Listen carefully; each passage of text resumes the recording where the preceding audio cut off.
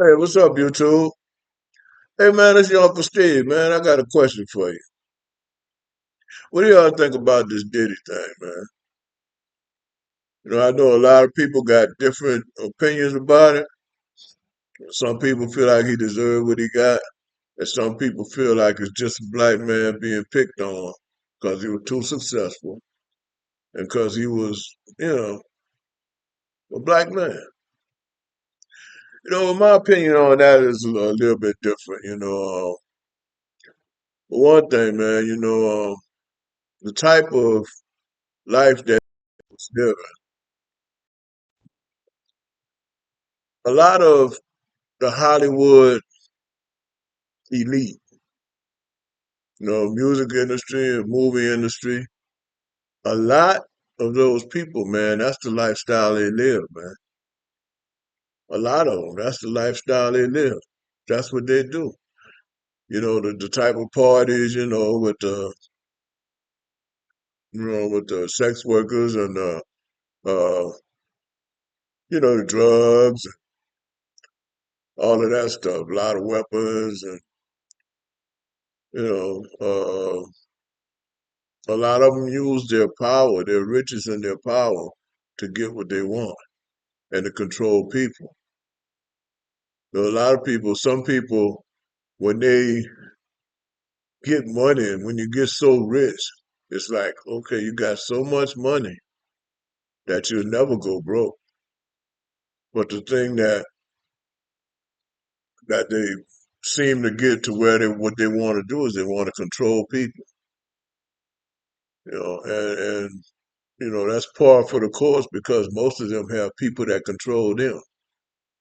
So, they're part of a society, uh, a secret society, actually, that that's the lifestyle they live. And a lot of them, if you see, like, Bill Cosby, he did what he did for years. Um, R. Kelly did what he did for years. And a lot of times these people get away with what they're doing, and people know they're doing it, and people participating with them, and they get away with it, and the sky's the limit until they piss off the wrong person. In Diddy's case, that wrong person was Cassie.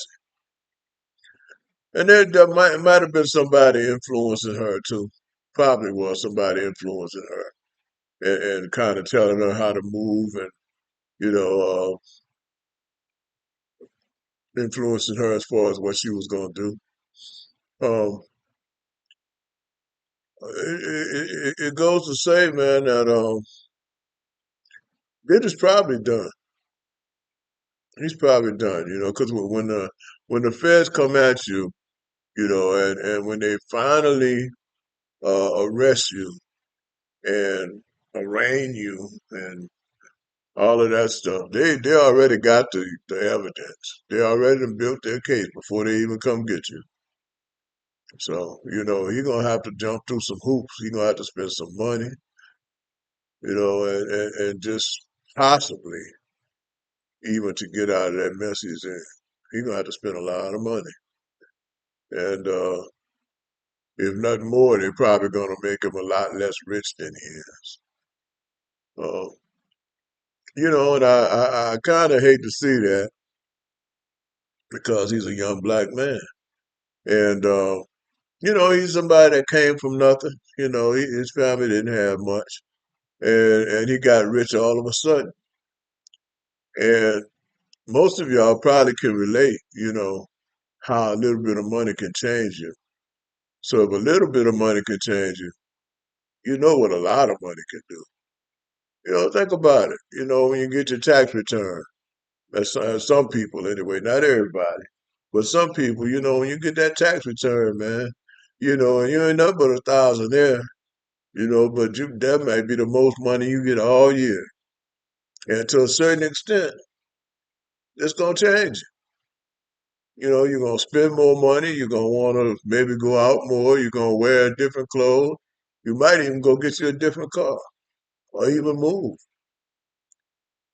Um, but it changes you. Money changes people.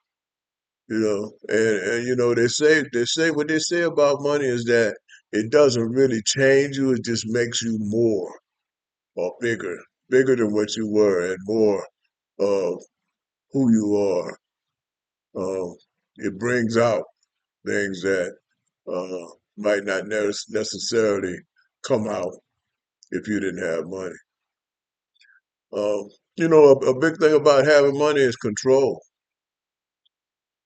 People who have money control other people. That's just a fact of life. People who have millions, billions, control millions of people. That's just a fact of life. These people control society. They control uh,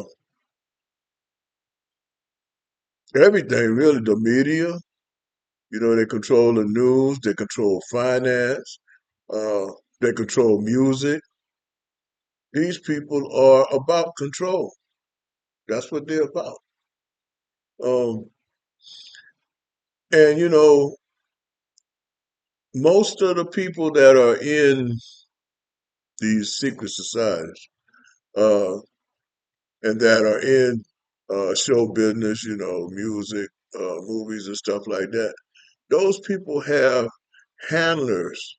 They look like they're the boss and like, there's nobody can touch them. But if you really take a really close look, there's somebody pulling their strings. There's somebody that handles them, known as a handler. And they could get in big trouble if they don't do what the handlers tell them to do. You know, that's a form of pissing somebody off. You know, they have a saying that with great power comes great responsibility.